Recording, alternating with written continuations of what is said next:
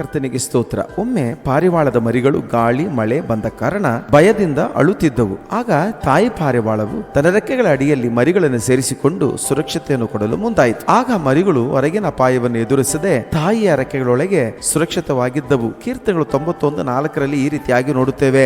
ಆತನು ನಿನ್ನನ್ನು ತನ್ನ ರೆಕ್ಕೆಗಳಿಂದ ಒದಗಿಸುವವನು, ಆತನ ಪಕ್ಕೆಗಳ ಮರೆಯನ್ನು ಆಶ್ರಯಿಸಿಕೊಳ್ಳುವಿ. ಆತನ ಸತ್ಯತೆಯೇ ನಿನಗೆ ಕೇಡಿಯವೂ ಗುರಾಣಿಯೂ ಆಗಿದೆ. ಹಾಗೆ ನಮ್ಮ ಜೀವನದಲ್ಲಿ ಭಯಗಳು ಸಮಸ್ಯೆಗಳು ಬಂದಾಗ ನಾವು ದೇವರ ರೆಕ್ಕೆಗಳ ನೆರಳಿನಲ್ಲಿ ಆಶ್ರಯಿಸಿಕೊಳ್ಳಬಹುದು. ಕಾರಣ ಆತನು ನಮಗೆ ಶಾಂತಿ, ಭದ್ರತೆ ಮತ್ತು ಧೈರ್ಯವನ್ನು ನೀಡುತ್ತಾನೆ. ಸಮಸ್ಯೆಗಳು ಎಷ್ಟು ದೊಡ್ಡದಾದರೂ ಆತನು ನಮ್ಮ ಸಮಸ್ಯೆಗಳಿಂದಲೂ ದೊಡ್ಡವನಾಗಿದ್ದಾನೆ. ಪ್ರಿಯರೇ, ಭಯಪಡಬೇಡಿರಿ, ದೇವರ ರೆಕ್ಕೆಗಳ ನೆರಳಿನಲ್ಲಿ ಆಶ್ರಯಿಸಿಕೊಳ್ಳಿ. ಆತನು ನಿಮ್ಮನ್ನು ಕಾಪಾಡಿ ಮುನ್ನಡೆಸಲು ಶಕ್ತನಾಗಿದ್ದಾನೆ. ಈ ದಿನ ನಿಮಗೆ ಮತ್ತು ನಿಮ್ಮ ಕುಟುಂಬಕ್ಕೆ ಆಶೀರ್ವಾದವಾಗಿರಲಿ. ಆಮೇನ್. Praise the lord.